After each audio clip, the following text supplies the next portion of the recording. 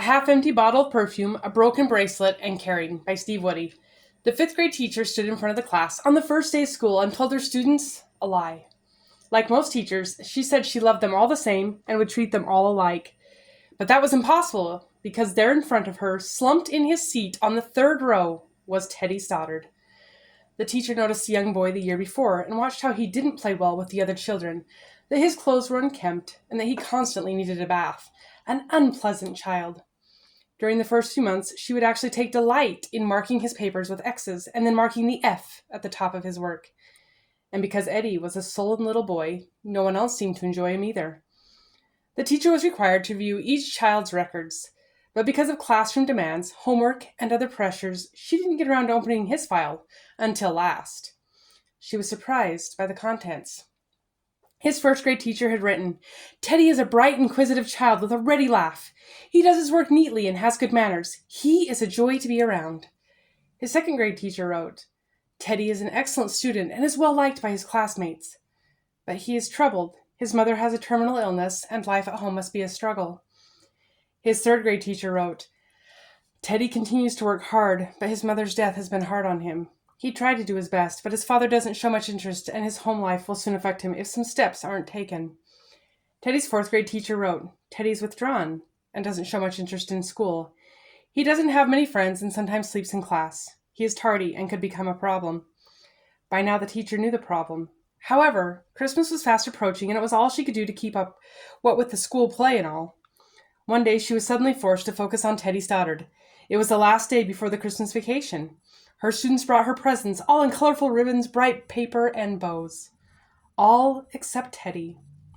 His gift was wrapped clumsily in a grocery sack. Teddy's teacher opened the gift, and some of the students laughed when she found a rhinestone bracelet and some of the stones missing. There was also a bottle of perfume, about 1/4 full. She stifled the laughter by saying how pretty the bracelet was and by dabbing some of the perfume on her wrist. By the end of the day, as the children raced joyously from the room, Teddy stayed behind just long enough to say, "Mrs. Thompson, you smell just like my mom used to." As soon as Teddy left, she closed the door, went to her desk, and began to weep. She figured she must have cried on the last day before Christmas vacation for at least an hour.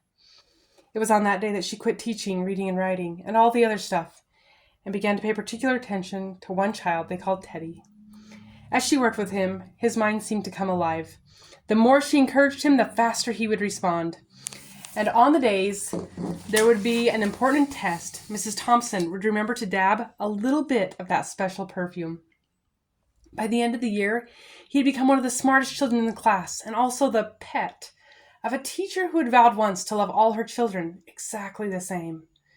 1 year later, she found a note under her door from Teddy, telling her that in elementary school, she was his favorite. 6 years later, she got another note from Teddy. He had graduated from high school. Third in his class. She was still his favorite teacher, he said. 4 years later, another note arrived saying how tough college had been, but he had stuck with it and graduated with highest honors. He decided to go on to graduate school. He assured her that she was still his favorite teacher. 4 years later, yet another note arrived. She was still his favorite, he asserted, but when he signed his name, it was a little longer. Theodore F. Stoddard, M.D.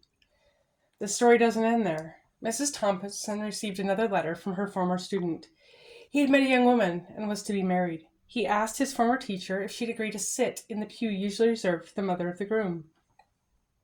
He had no other family, his father dying while he was in medical school.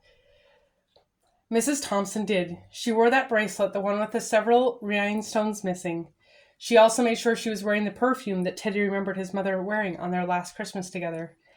After the wedding, they hugged each other as Dr. Teddy Stoddard whispered in Mrs. Thompson's ear, "Thank you so much for making me feel important and showing me that I could make a difference."